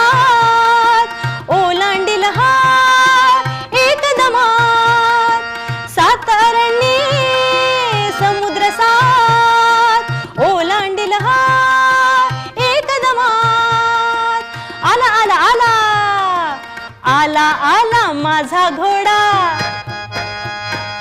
आला आला माझा घोडा, सोडा रस्ता सोडा, पाठीवरती जीन मखमली, पाय रुपेरी तोडा, टप टप टप टप टाकीत टापा चाले माझा घोडा, टप टप टप टप टाकीत टापा चाले माझा घोडा, पाठीवरती जीन मखमली, पाय रुपेरी तोडा, टप टप टप टप टप टप टप टप टप टप टप टप टप टप टप टप.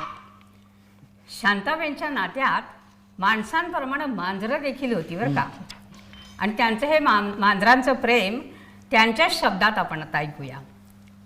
मांजरांचा आणि माझा ऋणानुबंध फार जुना, म्हणजे माझ्या वयाच्या 3ऱ्या वर्षापासूनचा.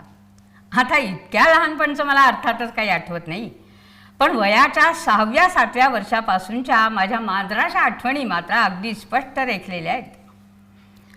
एकदा अशीच बागेत मी तान्याला घेऊन त्याचं कौतुक करत होते. हा तान्या म्हणजे काळ्या कबऱ्या रंगाचा गब्दुल बोका होता. त्याच्याशी माझी चांगली दोस्ती जमली होती. तो मला काही उचलत नसे तरी कशी बशी त्याला पोटाशी कवटाळून मी ते इकडे तिकडे हिंडायची. असंच एकदा बागेत मी तान्याला घेऊन बसले होते. त्याचे हिरवे चमकदार डोळे माझ्याकडे रोखून बघत होते. त्याच्या गुगगुगीत मखमली गळ्याशी खाजवताना माझ्या एकदम मनात आलं, आपल्या गळ्यातली सोन्याची साखळी या तान्याला किती शोभून दिसेल ना. कल्पना मनात येण्याचा अवकाश. मी माझी साखळी तान्याच्या गळ्यात घातली. त्याच्या गळ्याच्या काळ्या भोर मखमलीवर ती साखळी इतकी खुलून दिसत होती ना, मी तान्याला गोंजारू लागले. इतक्यात काय झालं काय कुणास ठाऊक, तान्या जो ताडकन मांडीवरून उडाला तो उड्या मारत बागेतून थेट कुंपणाकडे गेला आणि कुंपणातून सुळकन अंग काढून पसार झाला. क्षणभर काय झालं तेच मला समजलं नाही. तान्या गेला त्या दिशेकडे मी नुसते डोळे विस्फारून बघत राहिले आणि मग एकदम माझ्या ध्यानात आलं की तान्या गेला आणि त्याच्या गळ्यात आपली सोन्याची साखळीही गेली. त्या जाणीवेने माझ्या छातीत धस्स झालं. मला अगदी रडूच कोसळलं. साखळी गेल्याचं आईला सांगावं लागणार, मग ती बोलणार, मला मारणार, हे सारं चित्र डोळ्यासमोर लख्ख उभं राहिलं. बराच वेळ मी स्तब्ध उभी होते. मला जरा आशा वाटली की तान्या परत येईल. मी तान्याला हाका मारायचा सपाटा लावला, पण तान्या काही आला नाही आणि तान्या नाही म्हणजे गळ्यातली साखळी पण नाही. शेवटी जड पावलांनी मी स्वयंपाकघरात गेले. आई कामात होती. मला चोरट्यासारखी जवळ उभी राहिलेली बघून आई म्हणाली, काय ग झालं, तोंड का रडकं? आईचं बोलणं ऐकून इतका वेळ कशा बशा थोपवलेल्या डोळ्यातल्या गंगा जमुना मुक्त वाहू लागल्या. रडत रडत झालेली सगळी हकीकत मी आईला सांगितली. मांजराच्या गळ्यात सोन्याची साखळी घातलीस? आई थक्क होऊन म्हणाली, आणि ते पळून गेलं? किती वेळ झाला मांजर पळून गेल्याला? बराच झाला आई. कर्म, आई म्हणाली, मांजर पळाला तेव्हाच नाही येऊन सांगायचं, आता त्याला शोधायचं कुठे? आणि इतक्या वेळानंतर साखळी सापडणार आहे का? नाही ते उपद्व्याप करते कार्टी. मांजराच्या गळ्यात कोणी सोन्याची साखळी घातली होती? आणि मग ओढत ओढत आईनं मला बाहेर आणलं. कुठल्या बाजूच्या कुंपणातून तान्या पळाला ते तिने मला विचारलं. मी समोरची बाजू दाखवली. आईनं 2 गड्यांना मांजराचा शोध घ्यायला पिटाळलं. आणि इतक्यात उन्हाच्या तिरिपेत कुंपणात काहीतरी लाक्कन चमकलेलं मला दिसलं. मी धावत तिकडे गेले. बघते तो काय, माझी साखळी. तान्या कुंपणातून उडी मारून पलीकडे गेला. त्यावेळे कशी काय कोण जाणे ती नेमकी कुंपणाच्या तारात अडकून राहिली होती आणि आता उन्हात चमकत होती. साखळी बघून मला जो काही आनंद झाला तो वर्णून सांगणं अशक्य आहे. मी हर्षभराने ओरडले, आई माझी साखळी सापडली. आणि साखळी सोडवून घेऊन मी ती आईजवळ आणून दिली. नशीब म्हणून साखळी मिळाली, आई म्हणाली. आणि मग माझ्या पाठीत 2 धपके घालून तिनं पुढं म्हटलं, आता तान्याच्या तर काय, पण तुझ्याही गळ्यात साखळी ठेवत नाही बघ मी. अवलक्षणी पोर कुठची, आज मांजराच्या गळ्यात साखळी घातलीस, उद्या कुत्र्याला सोन्याचं बाशिंग बांधायला जाशील तू. आणि खरोखरच त्या दिवसापासून आईनं मला साखळी काही घालायला दिली नाही. रसिक हो, शांताबाईंच्या जीवनात योगायोगच खूप होते. चित्रपटांचं गीतांचं लेखनही त्यांच्याकडे असंच योगायोगाने आलं.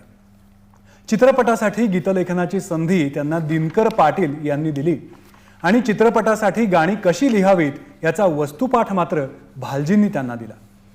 भालजींकडे शिफारस केली ती मात्र चिंतामणराव कोल्हटकरांनी.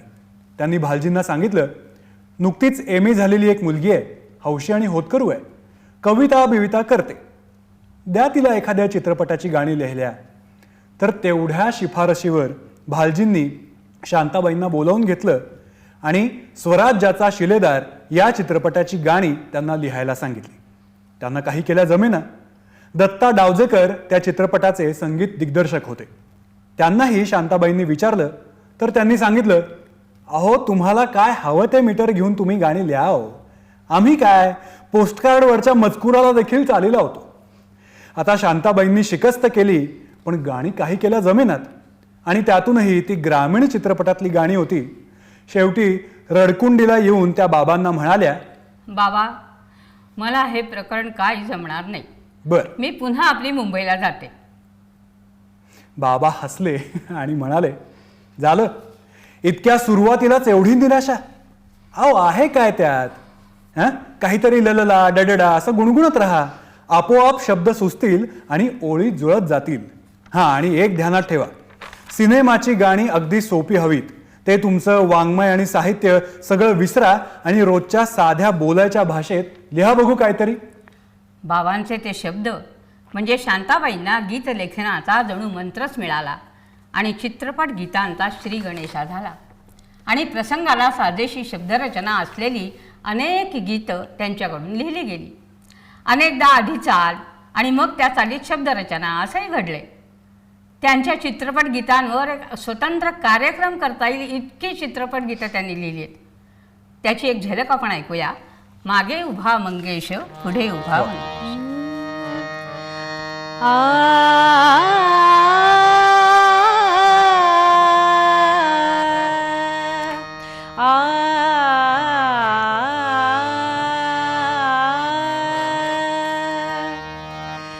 मागे उभा मंगेश, पुढे उभा मंगेश, मागे उभा मंगेश, पुढे उभा मंगेश, माझ्याकडे देव माझा पाहतो आहे, माझ्याकडे देव माझा पाहतो आहे. मागे उभा मंगेश, पुढे उभा मंगेश, मागे उभा मंगेश, पुढे उभा मंगेश.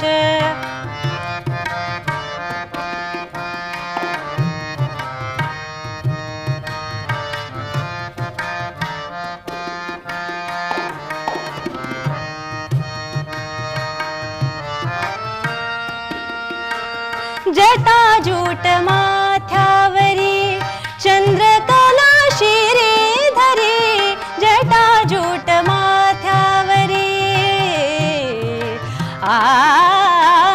जटाजूट माथ्यावरी चंद्रकला शिरी धरी.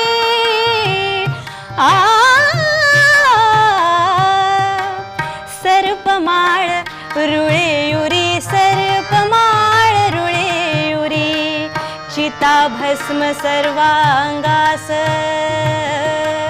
चिता भस्म सर्वांगास लिंपून राहे. माझ्याकडे देव माझा पाहतो आहे, माझ्याकडे देव माझा पाहतो आहे. मागे उभा मंगेश, पुढे उभा मंगेश.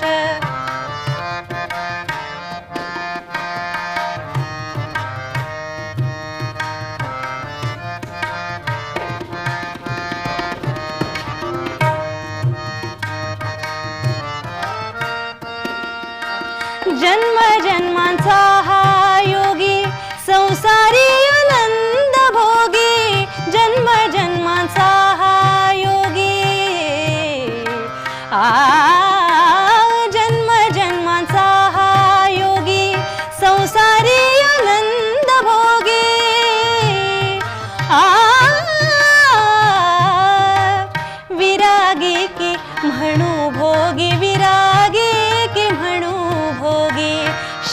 शैलसुता संगे गंगा, शैलसुता संगे गंगा मस्तकी वाहे. माझ्याकडे देव माझा पाहतो आहे, माझ्याकडे देव माझा पाहतो आहे. मागे उभा मंगेश, पुढे उभा मंगेश, मागे उभा मंगेश, पुढे उभा मंगेश. रसिक हो, इतकं बहुरंगी आणि बहुआयामी व्यक्तिमत्व असूनही त्या घडणीचं श्रेय ते मात्र इतरांनाच देतात. स्वतःविषयी त्या म्हणतात, पूर्वनियोजित आणि आखीव रेखीव आयुष्य असावं हा मुळी माझा स्वभावच नाही. पुढ्यात येईल त्या परिस्थितीनुसार आणि मनातल्या त्या त्या वेळेच्या उत्कट आवेगाला अनुसरून जेव्हा जसं वागावंसं वाटलं तशी मी वागत गेले आणि त्या योगाने आयुष्याला सहजगत्या जो आकार येत गेला तो मी तितक्याच सहजतेने स्वीकारला. आपलं आयुष्य हे आपण जितकं घडवत असतो तितकीच भोवतालची परिस्थितीही घडवत असते, त्यातली माणसं घडवत असतात. त्या माणसांच्या सहवासानं, कर्तृत्वानं, मार्गदर्शनानं आयुष्य संस्कारित होत असतं. आयुष्याच्या वेगवेगळ्या वाटावळणांवर मला उत्तुंग माणसं भेटली आणि ती माणसं भेटली म्हणूनच माझ्या आयुष्याला अर्थ प्राप्त झाला. नम्रपणाचं आणि कृतज्ञतेचं हे केवढं मनोज्ञ दर्शन आहे. खरंच. आणि हेच त्यांच्या यशस्वी जीवनाचं सूत्र आहे आणि ते सर्वांना मार्गदर्शकही आहे. माणसांबरोबर 2 शहरांचाही त्यांच्या घडणीत वाटा आहे असं त्या म्हणतात. आणि त्याचाही उल्लेख धूळपाटी या त्यांच्या आत्मचरित्र वजा पुस्तकात त्यांनी केला आहे. पुणे ही माझ्या आयुष्यातली प्रकाशाची वाट ठरली. पुण्यात मला ममताळू आणि ज्ञानी गुरुजन भेटले. पुण्याने मला विद्या दिली. सेवानिवृत्तीनंतरचं स्पर्धाशून्य आयुष्य इज्जतीनं कसं घालवावं ते मला पुण्याने शिकवलं. विद्येचा उपयोग जगण्यासाठी कसा करायचा हे मला मुंबईनं शिकवलं.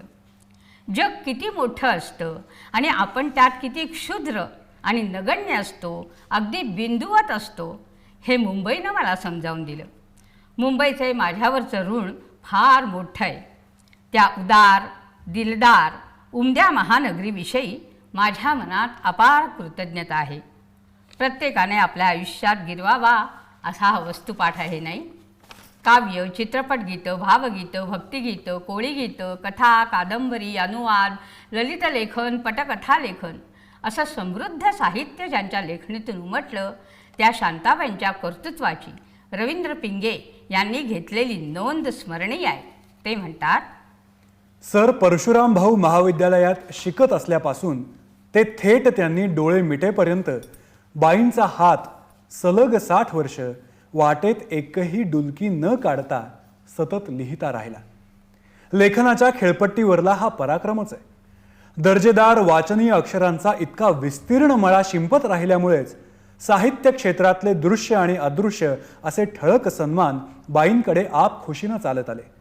साहित्य संमेलनाचं अध्यक्षपद तसंच अमेरिकेतल्या महाराष्ट्र फाउंडेशनचा पुरस्कार हे त्यांच्या शून्यातून निघालेल्या यशयात्रेतले 2 ठळक थांबेत.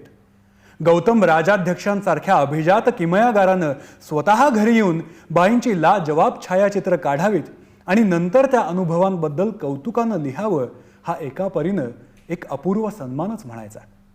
फक्त पद्मश्री पदरात पाडून घेणं मात्र बाईंना जमलेलं दिसत नाही.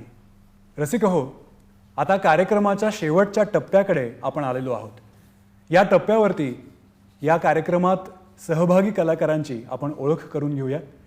कार्यक्रमाची संकल्पना आणि लेखन ज्यांचं आहे त्या श्रीमती ललिता जोशी. त्याचबरोबर गायनाची साथ ज्यांनी केली त्या पूर्वा करंदीकर. हार्मोनियमची त्यांना साथ ज्यांनी केली ते श्रीयुत प्रदीप जोशी. तबल्याची साथ ज्यांनी केली ते श्रीयुत अनिरुद्ध जोशी. आणि ललिता जोशींबरोबर निवेदन करणारा मी विराज सवाई. शब्द हा शांताबाईंचा श्वास होता. त्याला उद्देशून त्या म्हणतात, शब्दासवे मी जन्मले, शब्दातुनी मी वाढले. हा शाप की हे वरदान, हा दैवे दिलेला वारसा. शब्दात चित्रे रेखिली, शब्दात शिल्पे कोरली, शब्दामध्ये जगणे मला, शब्दामध्ये मरणे पुन्हा. शब्द ब्रह्मामध्ये तल्लीन झालेल्या शांताबाईंना कुठल्या पुरस्काराची खरं तर अपेक्षाच नसावी. दैवाने दिलेला हा जन्मसिद्ध शब्द प्राणपणाने त्यांनी उरी साठवला. त्यांच्या साहित्यातून ही शब्दरत्न बाहेर आली आणि मराठी साहित्यात मोलाची भर टाकून गेली. हा खजिना चिरकाळ टिकणारा आहे आणि म्हणूनच स्वतःच्या प्रतिभेला उद्देशून शांताबाई म्हणतात, असेन मी नसेन मी तरी असेल गीत हे. असेन मी नसेन मी तरी असेल गीत हे. असेन मी नसेन मी तरी असेल गीत हे. फुला फुलात येथल्या, फुला फुलात येथल्या उद्या हसेल गीत हे. असेन मी नसेन मी तरी असेल गीत हे.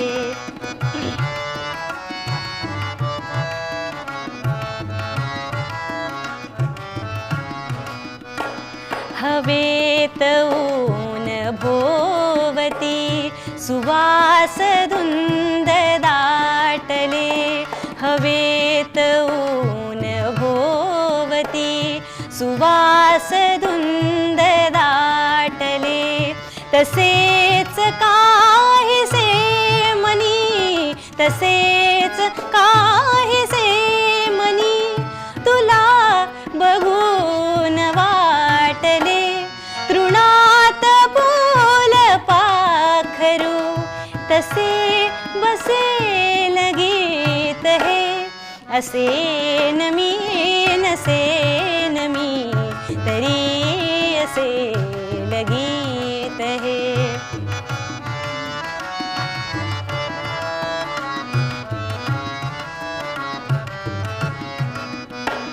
स्वये मनात जागते न सूरताल मागते.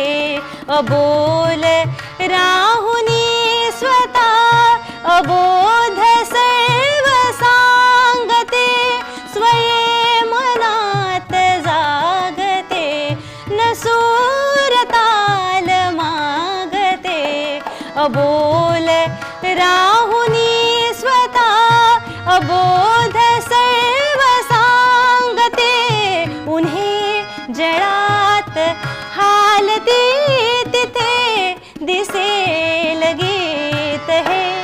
असेन मी नसेन मी तरी असेल गीत हे.